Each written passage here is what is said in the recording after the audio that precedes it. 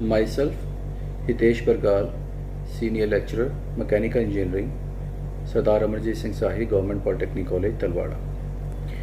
Basics of Management विषय ते ਜਿਹੜਾ ਸਬਜੈਕਟ ਅਸੀਂ ਸਟੱਡੀ ਕਰ ਰਹੇ ਹਾਂ ਉਸ ਦੀ ਕੜੀ ਦੇ ਵਿੱਚ ਜਿਹੜਾ ਆਪਣੇ ਕੋਲ ਸੈਕੰਡ ਚੈਪਟਰ ਆ ਰਿਹਾ ਹੈ ਉਹ ਚੈਪਟਰ ਹੈ ਵਰਕ ਕਲਚਰ ਦੇ ਨਾਲ ਰਿਲੇਟਡ ਕਿ ਵਰਕ ਕਲਚਰ ਕੀ ਚੀਜ਼ ਹੈ ਅਸੀਂ ਇਹਨੂੰ ਸਟੱਡੀ ਕਰਾਂਗੇ ਡਿਟੇਲ ਦੇ ਵਿੱਚ ਸਟੱਡੀ ਕਰਾਂਗੇ ਔਰ ਕੀ ਇਹ ਰੋਲ ਪਲੇ ਕਰਦਾ ਹੈ ਇੱਕ ਆਰਗੇਨਾਈਜੇਸ਼ਨ ਦੀ ਡਿਵੈਲਪਮੈਂਟ ਦੇ ਵਿੱਚ ਉਹ ਅਸੀਂ ਸਾਰਾ ਇਹਦੇ ਸਟੱਡੀ ਕਰਾਂਗੇ ਇਸ ਚੈਪਟਰ ਦੇ ਵਿੱਚ ਜਿਹੜੇ ਟੌਪਿਕਸ ਅਸੀਂ ਸਟੱਡੀ ਕਰਾਂਗੇ ਉਹ ਟੌਪਿਕਸ ਸਾਡੇ ਕੋਲ ਫਸਟ ਟੌਪਿਕ ਆਏਗਾ ਸਾਡੇ ਕੋਲ introduction and importance of healthy work culture in N organisation ਕਿ ਵਰਕ ਕਲਚਰ ਜਿਹੜਾ ਹੈਗਾ ਉਹ ਇੱਕ ਹੈਲਦੀ ਵਰਕ ਕਲਚਰ ਜਿਹੜਾ ਉਹਦੀ ਕੀ ਇੰਪੋਰਟੈਂਸ ਇੱਕ ਆਰਗੇਨਾਈਜੇਸ਼ਨ ਦੇ ਕੰਮਕਾਜ ਦੇ ਵਿੱਚ ਸੈਕਿੰਡ ਆਏਗਾ ਸਾਡੇ ਕੋਲ components of culture third topic ਸਾਡੇ ਕੋਲ ਆਏਗਾ importance of attitudes values behaviour and behavioural science and group behaviour और लास्ट फोर्थ टॉपिक असी देखेंगे प्रोफैशनल एथिक्स का कि प्रोफैशनल एथिक्स की ने और उसकी जरूरत की है एक इंडस्ट्रीयल ऑर्गेनाइजेशन के विच। सब तो पहला असी देखते हैं कि ऑर्गेनाइजेशनल वर्क कल्चर की चीज़ है। इस तो भी पहला असी देखते हैं सब तो पहला असी देखेंगे ये दो वर्ड्स के नाल मिलिया होया एक वर्ड हैगा साडे कोल वर्क एक वर्ड हैगा कल्चर। तो सब तो पहला असी देखते हैं कि कल्चर की चीज़ है।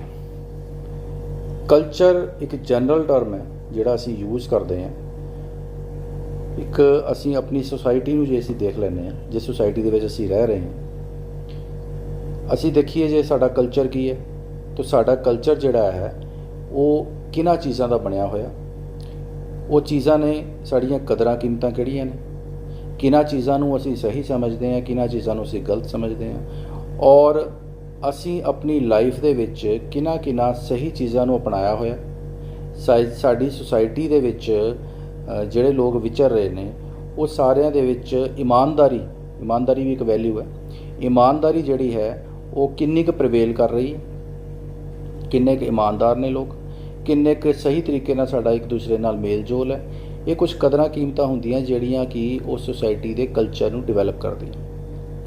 और ਜਦੋਂ ਅਸੀਂ ਗੱਲ ਕਰ ਲੈਂਦੇ ਹਾਂ ਵਰਕ ਕਲਚਰ ਦੀ ਇਹਦੇ ਵਿੱਚ ਵਰਡ ਅਸੀਂ ਜੋੜ ਦਿੱਤਾ ਹੈ ਵਰਕ ਕਲਚਰ ਦਾ। ਵਰਕ ਕਲਚਰ ਹੋ ਜਾਂਦਾ ਹੈ ਕਿ ਅਸੀਂ ਜਿੱਥੇ ਕੰਮਕਾਜ ਕੋਈ ਕਰ ਰਹੇ ਹਾਂ ਭਾਵੇਂ ਉਹ ਕੋਈ ਆਫਿਸ ਹੈ ਭਾਵੇਂ ਉਹ ਕੋਈ ਇੰਡਸਟਰੀਅਲ ਆਰਗੇਨਾਈਜੇਸ਼ਨ ਹੈਗੀ ਹੈ ਕੋਈ ਇੰਸਟੀਟਿਊਸ਼ਨ ਹੈਗਾ ਤਾਂ ਉੱਥੇ ਜਿਹੜਾ ਵੀ ਕੰਮਕਾਜ ਚੱਲ ਰਿਹਾ ਹੈ ਉੱਥੇ ਕਿਹੜੀਆਂ ਕਦਰਾਂ ਕੀਮਤਾਂ ਫੋਲੋ ਕੀਤੀਆਂ ਜਾ ਰਹੀਆਂ ਨੇ ਤਾਂ ਉੱਥੇ ਉਸ ਤਰ੍ਹਾਂ ਦਾ ਕਲਚਰ ਜਿਹੜਾ ਉਹ ਡਿਵੈਲਪ ਹੋ ਜਾਂਦਾ। एक ऑर्गेनाइजेशन ਦੇ ਵਿੱਚ ਜਦੋਂ ਅਸੀਂ ਕਹਿੰਦੇ ਹਾਂ ਕਿ ਇੱਕ ਆਰਗੇਨਾਈਜੇਸ਼ਨਲ ਵਰਕ ਕਲਚਰ ਦੀ ਗੱਲ ਅਸੀਂ ਕਰਦੇ ਹਾਂ ਤਾਂ ਆਰਗੇਨਾਈਜੇਸ਼ਨ ਦੇ ਵਿੱਚ ਉਹ ਇੰਡਸਟਰੀ ਵੀ ਹੋ ਸਕਦੀ ਹੈ ਕੋਈ ਇੰਸਟੀਟਿਊਸ਼ਨ ਜਾਂ ਕੋਈ ਆਫਿਸ ਵੀ ਹੋ ਸਕਦਾ ਤਾਂ ਉਸ ਆਰਗੇਨਾਈਜੇਸ਼ਨ ਦੇ ਵਿੱਚ ਕਿਹੜੇ ਰੂਲਸ ਪ੍ਰਿੰਸੀਪਲਸ ਪਾਲਿਸੀਜ਼ ਫੋਲੋ ਕੀਤੀਆਂ ਜਾ ਰਹੀਆਂ ਨੇ ਔਰ ਕੰਮਕਾਜ ਕਿੰਨੇ ਕੁ ਵਧੀਆ ਤਰੀਕੇ ਨਾਲ ਅਸੀਂ ਉੱਥੇ ਨਿਭਾ ਰਹੇ ਹਾਂ ਉਹ ਸਾਰੀਆਂ ਚੀਜ਼ਾਂ ਮਿਲ ਕੇ ਇੱਕ ਆਰਗੇਨਾਈਜੇਸ਼ਨ ਦੇ ਵਰਕ ਕਲਚਰ ਨੂੰ ਡਿਸਾਈਡ ਕਰਦੀਆਂ ਨੇ। ਹੁਣ ਇਹ 'ਚ ਅਸੀਂ ਦੇਖ ਲੈਂਦੇ ਹਾਂ ਅੱਗੇ ऑर्गेनाइजेशन की है एक कॉमन प्लेटफॉर्म हैगा कॉमन प्लेटफॉर्म इस करके क्या क्योंकि वो एक ऑर्गेनाइजेशन है उत्थे काफ़ी ਜਿਹੜੇ ऑफिशियल्स ने या वर्कर्स ने वो एक जगह ते इकट्ठे होकर काम कर रहे हैं वो एक कॉमन प्लेटफॉर्म है where individuals from different backgrounds come together and work as a collective unit to achieve certain objectives and targets. तो वो सारे एक कॉमन प्लेटफॉर्म ते आके इकट्ठे हुए ने भावें उन्हां दियां बैकग्राउंड्स जिहड़ियां सी वो डिफरेंट सीगियां वो सारे एक जगह ते इकट्ठे होए और इकट्ठे हो के काहदे वास्ते इकट्ठे होए ने उन्होंने कुछ ऑब्जेक्टिव्स या टारगेट्स अचीव करने। ऑब्जेक्टिव्स या टारगेट्स जिहड़े हुंदे आ वो इंडस्ट्री दे होणगे जिहड़े भी सैट कीते ना या उस ऑफिस दे होणगे जिहड़े सैट कीते है वो कामकाज दे हिसाब नाल डिसाइड कीते होणगे and it is a setup where people join hands to earn a living for themselves. तो इत्थे की है कि ਜਿਹੜੇ ਅਲੱਗ-ਅਲੱਗ ਬੈਕਗਰਾਉਂਡਸ ਤੋਂ ਜਿਹੜੇ ਵਰਕਰਸ ਆਫੀਸ਼ੀਅਲਸ ਆ ਕੇ ਕੰਮ ਕਰ ਰਹੇ ਉਹ ਸਾਰੇ ਇਕੱਠਿਆਂ ਤੌਰ ਤੇ ਕੰਮ ਕਰਦੇ ਨੇ ਭਾਵੇਂ ਉਹਨਾਂ ਦੀ ਬੈਕਗਰਾਉਂਡ ਡਿਫਰੈਂਟ ਹੈ ਲੇਕਿਨ ਇਕੱਠਿਆਂ ਤੌਰ ਤੇ ਕੰਮ ਕਰਦੇ ਨੇ ਕਾਹਦੇ ਵਾਸਤੇ ਇੱਕ ਤੇ ਉਹਨਾਂ ਨੇ ਆਰਗੇਨਾਈਜੇਸ਼ਨ ਵਾਸਤੇ ਪ੍ਰੋਫਿਟ ਅਰਨ ਕਰਨਾ ਦੂਸਰਾ ਉਹਨਾਂ ਨੇ ਆਪਣੀ ਲਿਵਿੰਗ ਵੀ ਅਰਨ ਕਰਨੀ ਹੈ ਜਿਹੜੀ ਸੈਲਰੀਜ਼ ਜਾਂ ਜਿਹੜੀ ਪੇ ਉੱਥੋਂ ਜਨਰੇਟ ਕਰ ਰਹੇ ਆਪਣੇ ਵਾਸਤੇ ਉਹ ਦੋ ਮੋਟਿਵਸ ਉਹਨਾਂ ਦੇ ਬਣ ਜਾਂਦੇ। An organisation consists of individuals with different specializations, educational qualifications and work experiences, all working towards a common goal। तो अलग अलग ऑफिशियल ਜਿਹੜੇ ਉੱਥੇ ਕੰਮ ਕਰ ਰਹੇ ਉਹਨਾਂ ਦੀ ਸਪੈਸ਼ਲਾਈਜੇਸ਼ਨ ਵੀ ਡਿਫਰੈਂਟ ਹੈ। ਜਿਹੜਾ ਆਦਮੀ ਆਫਿਸ ਦੇ ਵਿੱਚ ਕੰਮ ਕਰ ਰਿਹਾ ਉਹਦੀ ਆਫਿਸ ਦੀ ਸਪੈਸ਼ਲਾਈਜੇਸ਼ਨ ਹੈ। ਜਿਹੜਾ ਕੋਈ ਮਸ਼ੀਨਰੀ ਇਕਵਿਪਮੈਂਟ 'ਤੇ ਕੰਮ ਕਰ ਰਿਹਾ ਉਹਦੀ ਉਸ ਪਰਟੀਕੂਲਰ ਮਸ਼ੀਨਰੀ ਇਕਵਿਪਮੈਂਟ ਦੀ ਸਪੈਸ਼ਲਾਈਜੇਸ਼ਨ ਹੈ। ਫਿਰ ਉਹਨਾਂ ਦੀ ਐਜੂਕੇਸ਼ਨਲ ਕੁਆਲੀਫਿਕੇਸ਼ਨਸ ਵੀ ਸਾਰਿਆਂ ਦੀ ਡਿਫਰੈਂਟ ਨੇ ਔਰ ਉਹਨਾਂ ਦੇ ਵਰਕ ਐਕਸਪੀਰੀਐਂਸਿਸ ਵੀ ਸਾਰੇ ਡਿਫਰੈਂਟ ਨੇ, ਲੇਕਿਨ ਉਹ ਸਾਰੇ ਮਿਲ ਕੇ ਕੰਮ ਕਰ ਰਹੇ ਇੱਕ ਕਾਮਨ ਗੋਲ, ਜੋ ਉਸ ਇੰਡਸਟਰੀ ਦਾ ਗੋਲ ਹੈਗਾ ਉਹਦੇ ਵਾਸਤੇ ਉਹ ਮਿਲ ਕੇ ਕੰਮ ਕਰ ਰਹੇ। Every human being has certain personality traits। personality traits ਹੁੰਦਾ, traits ਨੂੰ ਕਹਿੰਦੇ qualities ਜਿਹੜੀ ਕਿ ਹਰ ਪਰਸਨ ਦੇ ਵਿੱਚ ਹੁੰਦੀਆਂ ਨੇ। traits or qualities which helps them stand out from the other individual। ਔਰ ਹਰ ਇੱਕ ਜਿਹੜਾ EMPLOYEE ਹੈ ਉਹਦੀ ਕੁਆਲਿਟੀਜ਼ ਜਿਹੜੀਆਂ ਨੇ ਉਹ ਦੂਸਰੇ ਨਾਲੋਂ ਅਲੱਗ ਹੁੰਦੀਆਂ ਨੇ, ਜਿਹਦੇ ਕਰਕੇ ਕਿ ਅਸੀਂ ਉਹਨਾਂ ਨੂੰ ਅਲੱਗ-ਅਲੱਗ ਕੈਟੇਗਰਾਈਜ਼ ਕਰ ਸਕਦੇ ਹਾਂ। And no two individuals behave in a similar way। ਔਰ ਕਦੀ ਵੀ ਜਿਹੜੇ ਇੰਡੀਵਿਜੂਅਲਸ ਨੇ, ਦੋ ਇੰਡੀਵਿਜੂਅਲਸ ਨੇ ਜਾਂ ਦੋ ਤੋਂ ਜ਼ਿਆਦਾ ਇੰਡੀਵਿਜੂਅਲਸ ਨੇ, ਉਹ ਇੱਕ ਫਾਰਮ ਦੇ ਵਿੱਚ ਬਿਹੇਵ ਨਹੀਂ ਕਰਦੇ।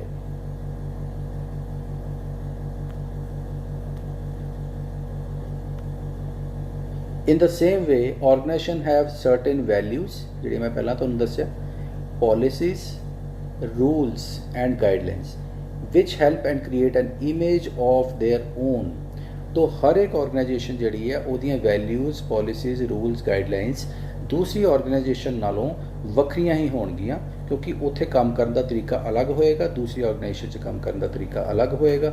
ਇਸ ਕਰਕੇ ਉਹਨਾਂ ਦੀਆਂ ਵੈਲਿਊਜ਼, ਪੋਲਿਸੀਜ਼, ਰੂਲਸ ਔਰ ਗਾਈਡਲਾਈਨਸ ਡਿਫਰੈਂਟ ਹੋਣਗੀਆਂ, ਜਿਹਦੇ ਕਰਕੇ ਕਿ ਉਹ ਆਪਣਾ ਇਮੇਜ ਆਪ ਬਿਲਡ ਕਰਨਗੇ। Every organisation has a unique culture. ਹਰ ਇੱਕ ਦਾ ਇੱਕ ਕਲਚਰ ਅਲੱਗ ਹੋਏਗਾ। Make it different from other. ਉਹਦੇ ਕਰਕੇ ਉਹ ਦੂਸਰੀ ਆਰਗੇਨਾਈਜੇਸ਼ਨ ਤੋਂ ਅਲੱਗ ਹੋਣਗੀਆਂ। And it is essential for the employees to understand the culture. और एम्प्लॉयज़ वास्ते बहुत ਜ਼ਰੂਰੀ ਹੈ ਕਿ ਉਸ ਆਰਗੇਨਾਈਜੇਸ਼ਨ ਦੇ ਕਲਚਰ ਨੂੰ ਚੰਗੀ ਤਰ੍ਹਾਂ ਅੰਡਰਸਟੈਂਡ ਕਰ ਲੈਣ ਜਿੱਥੇ ਉਹਨਾਂ ਨੇ ਕੰਮ ਕਰਨਾ, ਤਾਂ ਕਿ ਉਹ ਉਸ ਵਰਕ ਪਲੇਸ ਦੇ ਉੱਤੇ ਆਪਣੇ ਆਪ ਨੂੰ ਚੰਗੀ ਤਰੀਕੇ ਨਾਲ ਐਡਜਸਟ ਕਰ ਸਕਣ। ਇੱਕ ਐਗਜ਼ਾਮਪਲ ਦੇ ਨਾਲ ਤੁਹਾਨੂੰ ਇੱਥੇ ਮੈਂ ਐਕਸਪਲੇਨ ਕਰਾਂਗਾ। ਇੱਕ ਆਰਗੇਨਾਈਜੇਸ਼ਨ ਹੈ ਐਕਸ ਆਰਗੇਨਾਈਜੇਸ਼ਨ, ਉਹਦੇ ਵਿੱਚ ਕਿਸ ਤਰ੍ਹਾਂ ਦਾ ਕਲਚਰ ਹੈ? Employees are not at all disciplined and least bother about the rules and regulations. Employees ਉੱਥੇ ਡਿਸਿਪਲਿਨ ਨਹੀਂ ਹੈਗੇ, ਕੋਈ ਰੂਲਸ ਜਾਂ ਰੈਗੂਲੇਸ਼ਨਸ ਨੂੰ ਫੋਲੋ ਨਹੀਂ ਕਰਦੇ। ਐਂਡ ਦੇ reach their office at their own sweet time, spend their maximum time gossiping around। तो अपने मर्जी के हिसाब नाल ਉਹ ਪ੍ਰੋਪਰਲੀ ਜੋ ਉਹਨਾਂ ਨੂੰ ਸਹੀ ਲੱਗਦਾ ਉਸ ਟਾਈਮ ਤੇ ਆਪਣੇ ਆਫਿਸ ਦੇ ਵਿੱਚ ਆਉਂਦੇ ਨੇ ਔਰ ਮੈਕਸਿਮਮ ਟਾਈਮ ਜਿਹੜਾ ਉਹ ਆਪਸ 'ਚ ਗੱਲਬਾਤ ਕਰਨ ਦੇ ਵਿੱਚ ਹੀ ਬਤੀਤ ਕਰਦੇ ਨੇ।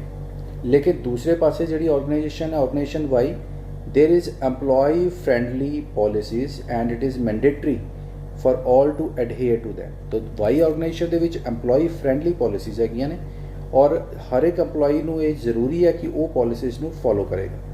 It is important for the employees to reach the perfect their place in time. तो उस प्लेस ਦੇ ਉੱਤੇ ਉਹਨਾਂ ਨੇ ਇੱਕ ਟਾਈਮ ਦੇ ਉੱਤੇ ਜੋ ਵੀ ਟਾਈਮ ਨਿਰਧਾਰਿਤ ਹੈ, ਜੇ 9 ਵਜੇ ਤਾਂ ਪੂਰੇ 9 ਵਜੇ ਉਹਨਾਂ ਨੇ ਉੱਥੇ ਪਹੁੰਚਣਾ। And no one is allowed to unnecessarily roam around और स्प्रैड रूमर्स। और किसी ਨੂੰ ਵੀ बिना काम के इधर उधर रूम मीनस घूमन की कोई इजाजत नहीं है, सिर्फ अपने काम पर कंसनट्रेट करना। और र्यूमर्स है ने जिहड़ियां कि गल्लां दा कोई बेस नहीं होंदा, वो फैलाउण दा उन्होंने कोई अधिकार नहीं मिलिया होया। ये ऑर्गेनाइजेशन हैगी organisation Y. Which organisation do you feel perform better? तुहानूं की लगता है कि दोनों ऑर्गेनाइजेशनस चों किहड़ी ऑर्गेनाइजेशन बैटर परफॉर्म करेगी? Obviously organisation Y. वाई क्यों परफॉर्म करेगी? क्योंकि उत्थे जिहड़ा वर्क कल्चर है वो बहुत वधिया वर्क कल्चर है। सारे एम्प्लॉयज़ टाइम ते आ रहे हैं, पूरे रूल्स या रेगुलेशनस पॉलिसीज़ फॉलो कर रहे हैं, उस ऑर्गेनाइजेशन की जिहड़ी परफॉर्मेंस बैटर होएगी। Employees follow a certain culture in organisation Y. Organisation Y दे विच कल्चर है कोई बनिया होया और जिन्हों फॉलो कर रहे हैं, making it more successful than organisation X. X नालों वो ऑर्गेनाइजेशन जिहड़ी वाई है वो ज़्यादा सक्सैसफुल होएगी। No two organisations can have the same work culture. कोई भी ऑर्गेनाइजेशन ਜਿਹੜੀਆਂ ਨੇ ਦੋ, ਉਹਨਾਂ ਦਾ वर्क कल्चर सेम नहीं होएगा। ਉਹ ਮੈਂ ਪਹਿਲਾਂ ਵੀ ਤੁਹਾਨੂੰ ਦੱਸਿਆ ਕਿ ਉਹ ਅਲੱਗ-ਅਲੱਗ ਹੋਣਗੇ, ਕਿਉਂਕਿ ਉਹ ਡਿਪੈਂਡ ਕਰਦਾ ਹੈ ਕਿ ਉੱਥੇ ਕੰਮ ਕਿਸ ਤਰ੍ਹਾਂ ਦਾ ਪਰਫਾਰਮ ਹੋ ਰਿਹਾ ਹੈ ਔਰ ਉੱਥੇ ਪੋਲਿਸੀਜ਼ ਕਿਸ ਤਰ੍ਹਾਂ ਦੀ ਫੋਲੋ ਹੋ ਰਹੀਆਂ, ਸਾਰੀਆਂ ਦੀ ਅਲੱਗ-ਅਲੱਗ ਹੋਣਗੀਆਂ। द वैल्यूज़ और policies of a non profit organisation would be different from that of a profit making organisation. ਕੁਝ NGOs ਨੇ ਜਿੱਥੇ ਪ੍ਰੋਫਿਟ ਕਮਾਉਣਾ ਜਿਹੜਾ ਹੈ ਉਹ ਉਹਨਾਂ ਦਾ ਮੋਟਿਵ ਨਹੀਂ ਹੁੰਦਾ, ਸਮਾਜ ਸੇਵਾ ਦਾ ਮੋਟਿਵ ਹੁੰਦਾ ਹੈ, ਤਾਂ ਉਹਨੂੰ ਅਸੀਂ ਕਹਿੰਦੇ ਹਾਂ ਕਿ ਇਹ ਨਾਨ ਪ੍ਰੋਫਿਟੇਬਲ ਆਰਗੇਨਾਈਜੇਸ਼ਨ ਹੈ। ਹੁਣ ਜਿਹੜੀ ਨਾਨ ਪ੍ਰੋਫਿਟੇਬਲ ਆਰਗੇਨਾਈਜੇਸ਼ਨ ਹੈ ਉਹਦੇ ਵਿੱਚ ਜਿਹੜਾ ਕਲਚਰ ਹੈ ਉਹ ਬਿਲਕੁਲ ਡਿਫਰੈਂਟ ਹੋਏਗਾ ਐਜ਼ ਕੰਪੇਅਰ ਟੂ ਉਸ ਆਰਗੇਨਾਈਜੇਸ਼ਨ ਦੇ ਜਿਹਦੇ ਵਿੱਚ ਕਿ ਅਸੀਂ ਪ੍ਰੋਫਿਟ ਕਮਾਉਣਾ, ਕੋਈ ਇੰਡਸਟਰੀ ਉੱਥੇ ਪ੍ਰੋਫਿਟ ਕਮਾਉਣਾ। ਤਾਂ ਦੋਨਾਂ ਦੀ ਜਿਹੜੀ ਕੰਡੀਸ਼ਨਸ ਹੈ, ਵਰਕਿੰਗ ਕੰਡੀਸ਼ਨਸ ਹੀ ਡਿਫਰੈਂਟ ਹੋ ਜਾਂਦੀ ਹੈ, ਦੋਨਾਂ ਦੇ ਮੋਟਿਵਸ ਜਾਂ ਮੰਤਵ ਵੀ ਡਿਫਰੈਂਟ ਹੋ ਜਾਂਦੇ ਨੇ। ਇਸ ਕਰਕੇ ਉਹਨਾਂ ਦੋਨਾਂ ਦੇ ਜਿਹੜੇ ਵਰਕ ਕਲਚਰ ਹੈ ਉਹ ਵੀ ਡਿਫਰੈਂਟ ਹੋ ਜਾਂਦੇ ਨੇ। ਲਾਈਕ ਰੈਸਟੋਰੈਂਟ ਹੈ, ਰੈਸਟੋਰੈਂਟ ਜਿਹੜਾ ਹੈ ਉਹਦੇ 'ਚ ਵਰਕ ਕਲਚਰ ਡਿਫਰੈਂਟ ਹੋਏਗਾ। ਉਹਦੇ ਨਾਲ ਕੰਪੈਰੀਜ਼ਨ ਕਰ ਲਈਏ ਐਜੂਕੇਸ਼ਨਲ ਇੰਡਸਟਰੀ ਕੋਈ ਹੈਗੀ ਹੈ, ਉਹਦਾ ਜਿਹੜਾ ਵਰਕ ਕਲਚਰ ਉਹ ਡਿਫਰੈਂਟ ਹੋ ਜਾਏਗਾ। ਤਾਂ ਮੈਨੂਫੈਕਚਰਿੰਗ ਇੰਡਸਟਰੀ ਦਾ ਵਰਕ ਕਲਚਰ ਉਹ ਡਿਫਰੈਂਟ ਹੋ ਜਾਏਗਾ। ਤਾਂ ਇਸ ਤਰ੍ਹਾਂ ਹਰ ਇੱਕ ਇੰਡਸਟਰੀ ਦਾ ਜਿਹੜਾ ਵਰਕ ਕਲਚਰ ਹੈ ਉਹ ਦੂਸਰੀ ਇੰਡਸਟਰੀ ਦੇ ਨਾਲੋਂ ਉਹ ਡਿਫਰੈਂਟ ਹੁੰਦਾ ਹੈ। ਇਸ ਤੋਂ ਬਾਅਦ ਅਸੀਂ ਦੇਖ ਲੈਂਦੇ ਹਾਂ ਕਿ ਹੁਣ ਇੰਪੋਰਟੈਂਸ ਕੀ ਆ ਜਾਂਦੀ ਹੈ। ਜਿਸ ਤਰ੍ਹਾਂ ਪਹਿਲਾਂ ਮੈਂ ਗੱਲ ਕੀਤੀ ਕਿ ਆਰਗੇਨਾਈਜੇਸ਼ਨ ਜਿਹੜਾ ਹਰ ਇੱਕ ਦਾ ਇੱਕ ਯੂਨੀਕ ਸਟਾਈਲ ਹੈ, ਆਪਣਾ ਸਟਾਈਲ ਹੈ ਆਫ ਵਰਕਿੰਗ ਹੈ, ਵਿਚ often contributes to its culture, ਔਰ ਉਹਦੇ ਕਰਕੇ ਉਹਨਾਂ ਦਾ ਕਲਚਰ ਬਣਦਾ। The beliefs, ideologies, principles and values of an organisation form its culture. तो ਜਿਹੜੀਆਂ ਉਹਨਾਂ ਦੀ ਆਈਡੀਓਲੋਜੀਜ਼ ਹੈ, ਜੋ ਆਈਡੀਅਲ ਉਹਨਾਂ ਨੇ ਪ੍ਰਿੰਸੀਪਲਸ ਆਪਣੇ ਬਣਾਏ ਦੇ ਨੇ, ਜੋ ਉਹਨਾਂ ਦੀ ਬਿਲੀਵਸ ਹੈ, ਜੋ ਉਹਨਾਂ ਦੀ ਸੋਚ ਹੈਗੀ ਹੈ, ਜੋ ਉਹਨਾਂ ਦੀ ਵੈਲਿਊਜ਼ ਨੇ ਆਰਗੇਨਾਈਜੇਸ਼ਨ ਦੀਆਂ, ਉਹੀ ਉਹਦਾ ਕਲਚਰ ਬਣਾਉਂਦੀਆਂ ਨੇ। Culture of the work place controls the way employees have amongst ਦੈਮਸੈਲਵਸ। ਤਾਂ ਉਹ ਜਿਹੜਾ ਕਲਚਰ ਹੈ ਵਰਕ ਪਲੇਸ ਦਾ, ਉਹੀ ਕੰਟਰੋਲ ਕਰਦਾ ਹੈ ਐਮਪਲੋਈਜ਼ ਦੇ ਕੰਮਕਾਜ ਦੇ ਤਰੀਕੇ ਨੂੰ। Culture ਡਿਸਾਈਡਸ the way employees interact at a work place. Employees ਕਿਸ ਤਰੀਕੇ ਨਾਲ ਇੰਟਰੈਕਟ ਕਰਦੇ ਨੇ, ਜਿਹਦਾ ਡਿਸਿਪਲਿਨ ਦਾ ਅਸੀਂ ਐਗਜ਼ਾਮਪਲ ਲੈ ਲੈਂਦੇ ਹਾਂ। ਤਾਂ ਜੇ ਡਿਸਿਪਲਿਨ ਬਹੁਤ ਜਿਹੜਾ ਇੰਪੋਰਟੈਂਟ ਹੈ, ਉੱਥੇ ਇੱਕ ਪਾਲਿਸੀ ਦੇ ਵਿੱਚ ਬਣਾਇਆ ਹੈਗੀ ਹੈ, ਡਿਸਿਪਲਿਨ ਇਜ਼ ਮਸਟ। ਲਾਈਕ ਸਾਡੀ ਆਰਮੀ ਇਸ ਤਰ੍ਹਾਂ ਹੈਗੀ ਹੈ, ਤਾਂ ਆਰਮੀ 'ਚ ਡਿਸਿਪਲਿਨ ਇਜ਼ ਮਸਟ। ਤਾਂ ਡਿਸਿਪਲਿਨ ਜਿਹੜਾ ਹੈ ਉਹ ਵੀ ਹੁਣ ਡਿਸਾਈਡ ਕਰਦਾ ਕਿ ਕਲਚਰ ਕਿਸ ਤਰ੍ਹਾਂ ਦਾ ਹੋਏਗਾ। ਹੁਣ ਅਸੀਂ ਦੇਖ ਲਈਏ ਸਾਡੀ ਆਰਮੀ ਹੈ, ਸਾਡੀ ਫੌਜ ਹੈ, ਤਾਂ ਫੌਜ ਦੇ ਵਿੱਚ ਕਲਚਰ ਕਿਸ ਤਰ੍ਹਾਂ ਦਾ ਹੈ। ਜਦੋਂ ਵੀ ਆਰਮੀ ਦਾ ਸਾਡੇ ਮਾਈਂਡ ਦੇ ਵਿੱਚ ਖਿਆਲ ਆਉਂਦਾ, ਤਾਂ ਸਭ ਤੋਂ ਪਹਿਲਾਂ ਜਿਹੜੀ ਚੀਜ਼ ਸਾਡੇ ਸਾਹਮਣੇ ਆਉਂਦੀ ਉਹ ਆਉਂਦੀ ਡਿਸਿਪਲਿਨ। ਤਾਂ ਉਹ ਇੱਕ ਕਲਚਰ ਹੈ, ਉਹ ਕਲਚਰ ਹੀ ਹੈ ਕਿ ਉਹਦਾ ਇਮੇਜ ਬਣਿਆ ਹੋਇਆ, ਉਹਦਾ ਇਮੇਜ ਬਣਾ ਦਿੱਤਾ ਹੈ, ਉਹਦਾ ਇਮੇਜ ਸਾਡੇ ਮਾਈਂਡ 'ਚ ਆ ਜਾਂਦਾ ਹਾਂ ਕਿ ਇਹ ਆਰਮੀ ਹੈ, ਤਾਂ army is disciplined. A healthy culture encourages the employee to stay motivated and loyalty towards the management। ਜੇ ਹੈਲਦੀ ਵਰਕ ਕਲਚਰ ਹੋਏਗਾ ਤੇ EMPLOYEES ਹਮੇਸ਼ਾ ਮੋਟੀਵੇਟਡ ਰਹਿਣਗੇ, ਉਤਸ਼ਾਹਿਤ ਰਹਿਣਗੇ ਔਰ ਇੰਡਸਟਰੀ ਵਾਸਤੇ ਕੰਮ ਕਰਨਗੇ ਜ਼ਿਆਦਾ ਵਫਾਦਾਰੀ ਦੇ ਨਾਲ। ਲੋਇਲਟੀ ਇਜ਼ ਵਫਾਦਾਰੀ। Culture of the work place also goes a long way in promoting healthy competition at the work place. ਤੋ ਜਿਹੜਾ ਕਲਚਰ ਹੈ, ਕਲਚਰ ਇੱਕ ਵਰਕ ਪਲੇਸ ਦੇ ਉੱਤੇ ਇੱਕ ਹੈਲਦੀ ਕੰਪੀਟੀਸ਼ਨ ਨੂੰ ਵੀ ਬੜਾਵਾ ਦਿੰਦਾ ਹੈ। ਜਿੱਥੇ EMPLOYEES ਸੈਟਿਸਫਾਈਡ ਹੈਗੇ ਨੇ ਉਹਦੀ ਪੋਲਿਸੀਜ਼ ਦੇ ਨਾਲ, ਉੱਥੇ ਕੰਮ ਕਰ ਰਹੇ ਹੈ, ਬਿਲਕੁਲ ਸੈਟਿਸਫੈਕਸ਼ਨ, ਜੌਬ ਸੈਟਿਸਫੈਕਸ਼ਨ ਉਹਨਾਂ ਨੂੰ ਹੈਗੀ ਹੈ, ਉੱਥੇ ਕੰਮ ਕਰ ਰਹੇ। ਤਾਂ ਹੈਲਦੀ ਕੰਪੀਟੀਸ਼ਨ ਹੁੰਦਾ ਹੈ ਕਿ ਹਰ ਇੱਕ EMPLOYEE ਦੀ ਕੋਸ਼ਿਸ਼ ਹੁੰਦੀ ਹੈ ਕਿ ਵੀ ਦੂਸਰੇ EMPLOYEE ਦੇ ਨਾਲੋਂ ਮੈਂ ਵੱਧ ਚੜ੍ਹ ਕੇ ਕੁਛ ਨਾ ਕੁਛ ਰਿਜ਼ਲਟ ਇੱਕ ਆਰਗੇਨਾਈਜੇਸ਼ਨ ਦੇ ਵਿੱਚ ਪ੍ਰੋਡਿਊਸ ਕਰਾਂ। ਤਾਂ ਉਹਨੂੰ ਅਸੀਂ ਕਹਿੰਦੇ healthy competition, positive competition. EMPLOYEES do their level best to perform better than their followers. ਦੂਸਰੇ ਫੋਲੋਅਰਸ ਨਾਲੋਂ ਹਮੇਸ਼ਾ ਉਹਨਾਂ ਦੀ ਕੋਸ਼ਿਸ਼ ਹੁੰਦੀ ਹੈ ਕਿ ਮੈਂ ਬੈਸਟ ਪਰਫਾਰਮ ਕਰਾਂ।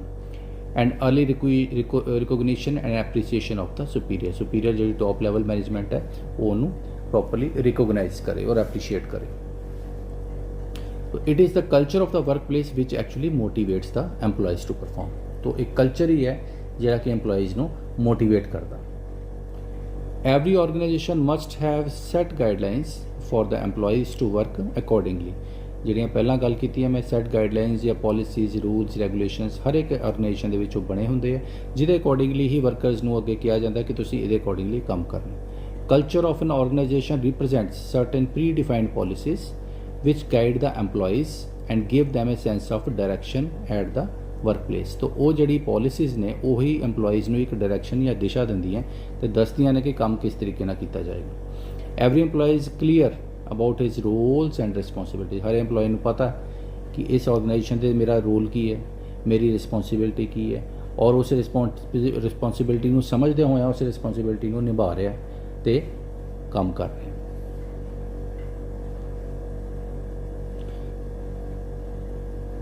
No two organisations can have same work culture. जिवें ਪਹਿਲਾਂ ਵੀ ਗੱਲ ਕੀਤੀ ਕਿ ਹਰ ਇੱਕ ਆਰਗੇਨਾਈਜੇਸ਼ਨ ਦੇ ਵਿੱਚ ਵਰਕ ਕਲਚਰ ਆਪਣੇ ਰਿਕੁਆਇਰਮੈਂਟ ਔਰ ਪਾਲਿਸੀਜ਼ ਦੇ ਅਕੋਰਡਿੰਗਲੀ ਹੁੰਦਾ, ਇਸ ਕਰਕੇ ਦੋ ਆਰਗੇਨਾਈਜੇਸ਼ਨ ਦਾ ਵਰਕ ਕਲਚਰ ਉਹ ਸੇਮ ਨਹੀਂ ਹੋ ਸਕਦਾ। It is the culture of an organisation which makes it distinct from others. Distinct means ਅਲੱਗ। तो एक ऑर्गेनाइजेशन का वर्क कल्चर जोड़ा है और दूसरी ऑर्गेनाइजेशन उन्होंने इस तरीके नाल वखरा करता। Work culture goes a long way in creating a brand image. Brand image की होंदी है ऑर्गेनाइजेशन की, तो उहदी इमेज मार्केट दे विच किस तरह दी, तो वो ब्रांड इमेज ही बनाने दे विच वर्क कल्चर जोड़ा वो काम करता है। जिस तरह मैं कहा कि आर्मी का ख्याल साडे दिमाग से जदों भी आंदा तो असीं देखते हैं कि डिसिपलिन इज़ देयर, तो एक ब्रांड इमेज बनी हुई है। तो इस तरह एक ऑर्गेनाइजेशन की ब्रांड इमेज बनती है। उत्थे ऑर्गेनाइजेशन दे विच भी डिसिपलिन होएगा, ऑर्गेनाइजेशन दे विच भी जिहड़ी है हाई क्वालिटी मेनटेन की जा रही है। उन्हां दे प्रोडक्ट्स दे विच quality control is better, production is up to the mark, services are better. वो ये सारियां चीज़ां जिहड़ियां ने उस इंडस्ट्रीयल ऑर्गेनाइजेशन दे ब्रांड इमेज नूं प्रमोट करदियां ने और कस्टमर दे माइंड दे विच उहदा एक इमेज सैट करदियां ने। The work culture gives an identity to the organisation. एक पहचान दिंदियां उस ऑर्गेनाइजेशन नूं। Organisation can be known by its culture. तो ऑर्गेनाइजेशन जिहड़ी है ਉਹਦੇ कल्चर ਦੇ ਨਾਲ ਅਸੀਂ ਪਛਾਣ ਕਰਦੇ ਹਾਂ, ਉਹਦਾ ਨਾਮ ਸਾਡੇ ਮਾਈਂਡ 'ਚ ਬੈਠ ਜਾਂਦਾ ਹੈ।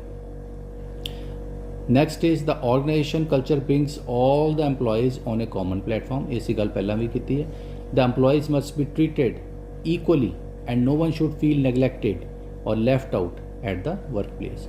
तो कॉमन प्लेटफॉर्म पर जो असीं आ जाने उत्थे किसी दे नाल कोई वितकरा नहीं हुंदा, किसी नूं नगलैक्ट नहीं किया जाता। हर एक एम्पलॉय नूं फील हुंदा कि मेरी इस ऑर्गेनाइजेशन च एक पोजीशन है, मेरी रिकोगनीशन हैगी है, and it is essential for the employees to adjust well in the organisation culture for them to deliver their best. तो ऑर्गेनाइजेशन दे विच एम्पलॉय अपने आप नूं वैल वधिया तरीके नाल एडजस्ट करदा जिथे वधिया वर्क कल्चर होएगा और अपना बेस्ट जिहड़ा उस ऑर्गेनाइजेशन नूं वो देगा।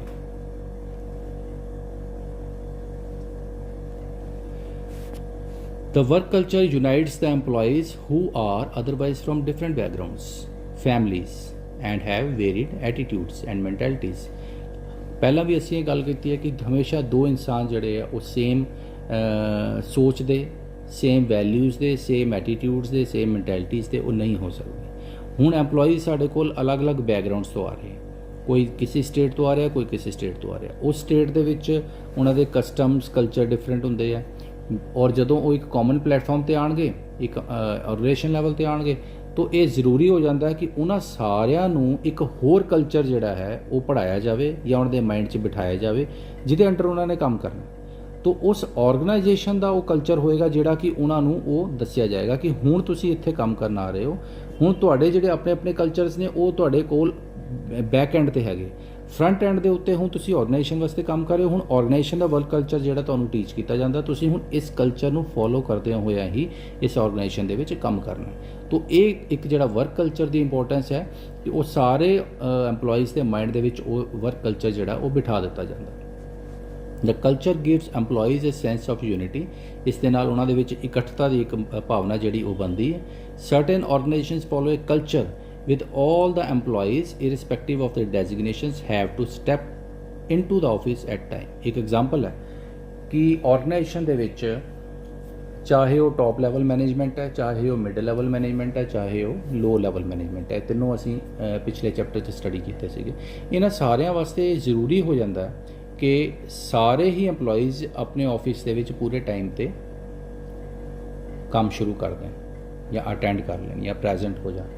ਉਹਦੇ ਨਾਲ ਇਸ ਤਰ੍ਹਾਂ ਨਹੀਂ ਹੁੰਦਾ ਕਿ ਟੌਪ ਲੈਵਲ ਮੈਨੇਜਮੈਂਟ ਹੈ ਤਾਂ ਉਹਨੂੰ ਕੋਈ ਛੂਟ ਹੈ, ਉਹ ਲੇਟ ਵੀ ਆ ਸਕਦੀ ਹੈ, ਤੇ ਜਿਹੜਾ ਲੋਅਰ ਲੈਵਲ ਮੈਨੇਜਮੈਂਟ ਉਹਨਾਂ ਨੂੰ ਬਿਲਕੁਲ ਟਾਈਮ ਤੇ ਕੰਮ ਕਰਨਾ ਪਏਗਾ। ਉਹਦੇ ਨਾਲ ਇੱਕ ਵਿਤਕਰਾ ਹੋ ਜਾਏਗਾ।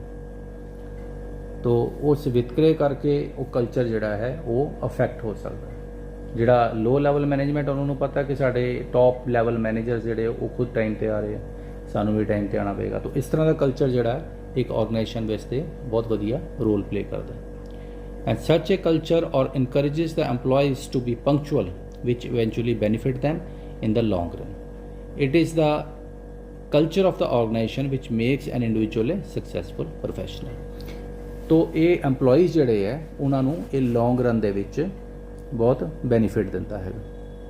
वो उससे ही कल्चर के हिसाब नाल ढल जाते, अपनी ड्यूटी ते पंक्चुअल रहिंदे है, तो उन्हां दी एक रूटीन ही बन जाती है।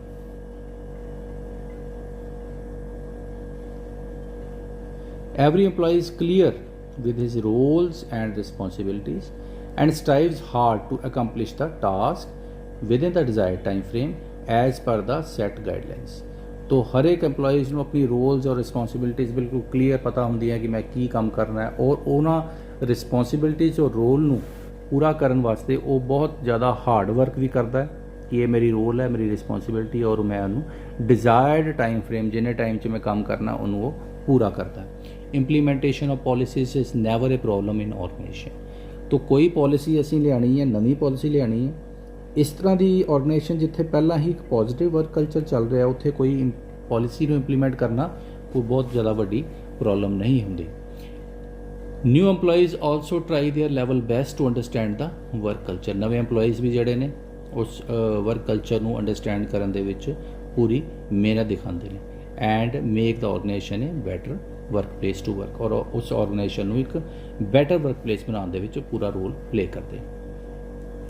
The work culture promotes healthy relationship among the employees। employees ਦੇ ਵਿੱਚ ਆਪਸੀ ਰਿਲੇਸ਼ਨਸ਼ਿਪ ਬਹੁਤ ਹੈਲਦੀ ਬਣਦੇ ਹੈ। No one treats work as a burden, ਕਿਸੇ ਨੂੰ ਕੰਮ ਬੋਝ ਨਹੀਂ ਲੱਗਦਾ and molds himself according to the culture, ਆਪਣੇ ਆਪ ਨੂੰ ਉਸ ਕਲਚਰ ਦੇ ਹਿਸਾਬ ਨਾਲ ਢਾਲ ਲੈਂਦੇ ਹੈ।